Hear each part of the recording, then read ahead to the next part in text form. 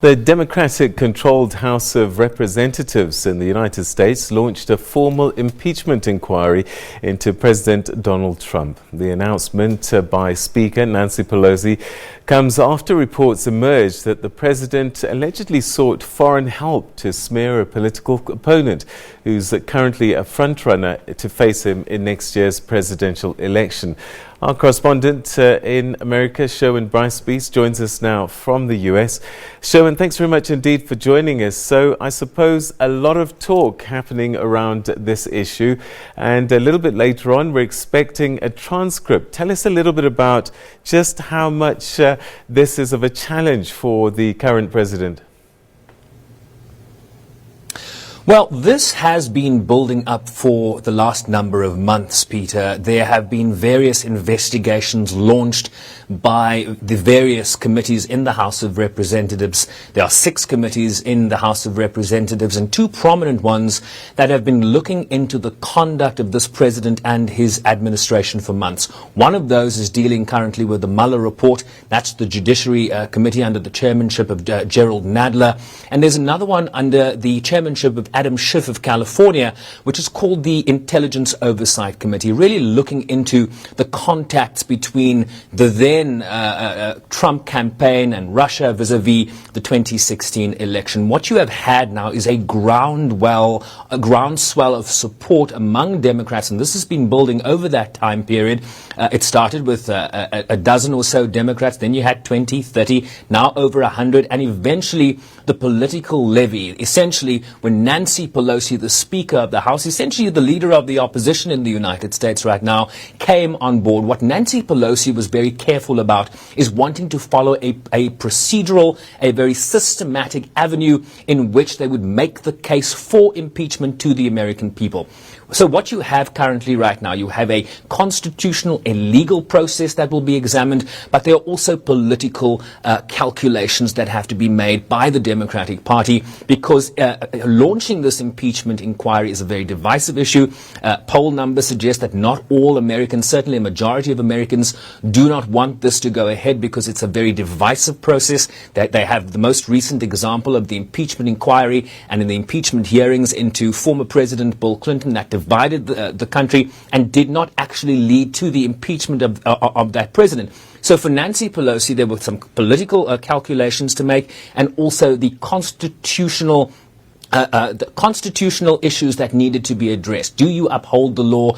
How do you hold this president to account if there is a view, and that certainly is what she said yesterday, that he has violated his oath of office? Of course, this creating headaches, as you correctly point out, for this president who is currently here in New York attending the UN General Assembly. He, Peter, is due to hold a press conference with media gathered in New York at around 4 p.m. local time, 10 p.m. South African time, and we imagine that there is going to be a fight back from this president. We have seen the fight back begin from members of the Republican Party saying that Nancy Pelosi does not speak for all Americans, but this is going to be a very divisive issue that could essentially overshadow what is already underway, and that's called the election campaign leading to 2020. These impeachment hearings are going to be front and center, but whether they lead to the actual impeachment of this president remains an open question. All right, so a lot hanging, I guess, on this transcript that we're expecting to hear, but there are concerns about whether it's going to be complete.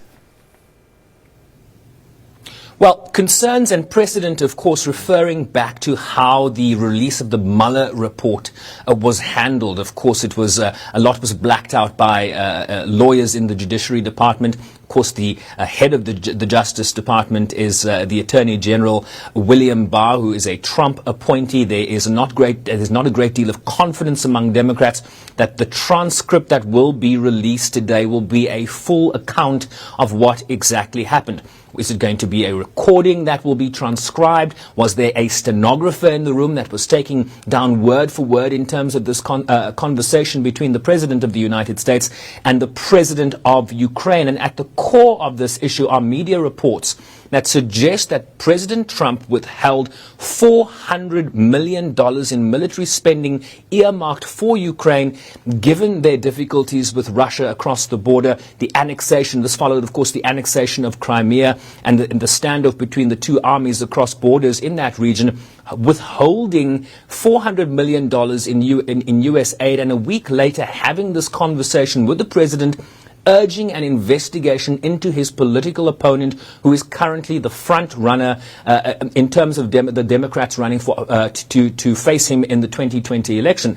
The president urging an investigation of Joe Biden. Of course, that was vice president in the Obama administration, whose son sat on a board of an energy company in Ukraine. What we understand is that there has been no evidence presented of corruption by the Bidens in this instance, and yet the President of the United States is urging a sovereign nation to investigate his political opponent. This was what broke the levee for Nancy Pelosi. Nancy Pelosi has been the barrier between members of her caucus that have been pushing for this impeachment inquiry to begin months ago, wanting to be very careful not to create a divisive moment in this country that could very possibly lead to Democratic defeat come 2020, given the divisions that are expected when this brawl between Republicans and Democrats comes to the fore. So Nancy Pelosi felt this was a bridge too far. She could not stand in the way of her caucus in pursuing this impeachment inquiry. But remember, this is now just the beginning, Peter, of a process. The investigations by the various committees in the House will continue. What she has now done is said those investigations will now be done under what we call an impeachment inquiry umbrella. So essentially the work of those committees don't necessarily change, but it has provided a greater authority, an umbrella, as she calls it, that could lead to the impeachment of the president. How does that work, Peter? The House, the full House of Representatives, when these issues come out of committee, will have to vote on this. The House could decide not to proceed, and that will be the end of the process. If the House of Representatives, where Democrats have a majority, vote to impeach the president, that then moves to the Senate. The Senate then will conduct a trial of the findings, and the Chief Justice of the United States, John Roberts, will preside over that trial. But here's the sticker. The Republicans control the Senate. You need 2/3 of the Republicans, essentially 67 senators, to convict. That, many analysts imagine, will be a bridge too far. But Democrats intend to make the case for impeachment. Let's see how that plays out. All right, so all eyes are on the press conference in a short while, but also happening today, the International Relations Minister, Naledi Pandor, heading a South African delegation to the UN General Assembly. I believe that she's going to be speaking at the Security Council. Yeah, I have a live feed of that Security Council meeting to my left. It's a council meeting at a ministerial level that is going to be chaired by Russia's foreign minister. Russia has the current presidency of the Security Council, Sergei Lavrov, and it's about the need for greater cooperation between regional and sub-regional organizations and the UN Security Council, essentially the United Nations, in the maintenance of peace and security. This will be Naledi Pandor's first outing in the UN Security Council since South Africa assumed its seat among the 15 members there. She will also participate in another Security Council meeting tomorrow, but this will be her first opportunity to present South Africa's position really at the highest level here in the absence of President Ramaphosa, and in many ways a diminished presence here for South Africa given the arrival and the participation of many heads of state. But Naledi Pandor really carrying the flag for South Africa here, and she's due to speak within the next 20, 25, 30 minutes, Peter, and that, of course, will follow this crossing and will be live right here on SABC News. All right, Sherwin, we'll leave it there. Thanks very much indeed. That's our correspondent there reporting from the United States.